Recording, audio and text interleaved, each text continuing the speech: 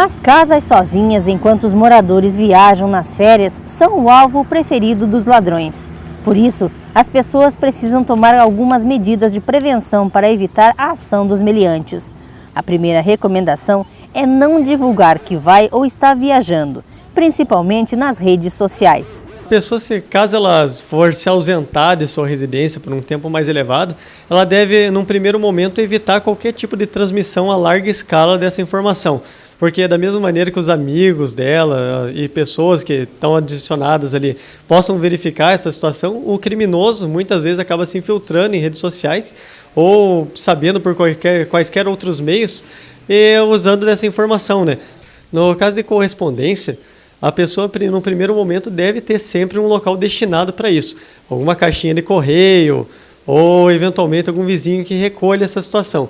O que se verifica é que quando a pessoa não tem, às vezes, um compartimento ali de recebimento de carta de correio, o carteiro vai colocando ali no portão, vai pendurando aquela situação, né?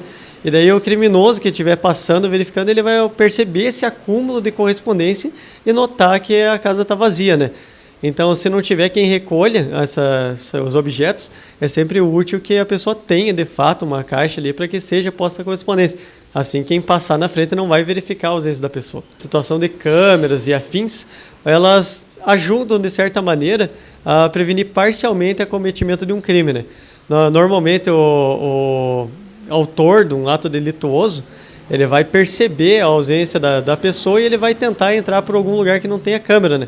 Mas, num primeiro momento, se ele verifica uma casa que tenha situação de vigilância e outra que não tenha, ele vai sempre preferir aquela que não tem. Por quê? Porque quanto menor o número de obstáculos em relação ao crime dele, é melhor para o indivíduo, né? Da mesma maneira, o criminoso ele se privilegia muito do anonimato. Ele não quer ser localizado ou identificado. Então, se ele puder ir numa casa que não tenha chance de ele ser percebido, ele vai naquela do que aquela que tem a câmera, né? Mas a gente lembra sempre para que a pessoa não descuide de outras formas de segurança, considerando que a câmera ela acaba auxiliando, mas não evita o crime. No caso daquele cachorrinho que a gente tem em casa, tenente, deixar ele, vai cuidar da casa. Mas o cachorro não é treinado, isso adianta? Bom, depende do tipo do animal, né? Animais de menor porte ou que não façam tanto barulho, por assim dizer, né? Eles acabam não evitando nada.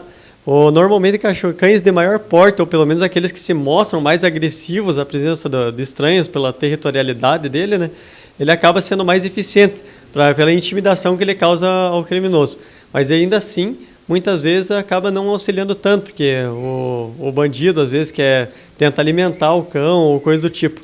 Então é sempre o ideal treinar o cão, se possível, né, para que ele acabe não recebendo alimento de estranhos. Porque não só porque o estranho pode tentar distrair o criminoso ou distrair o cão ou ganhar a confiança dele, né, mas também pode jogar alimento envenenado às vezes para querer fazer algum tipo de crime.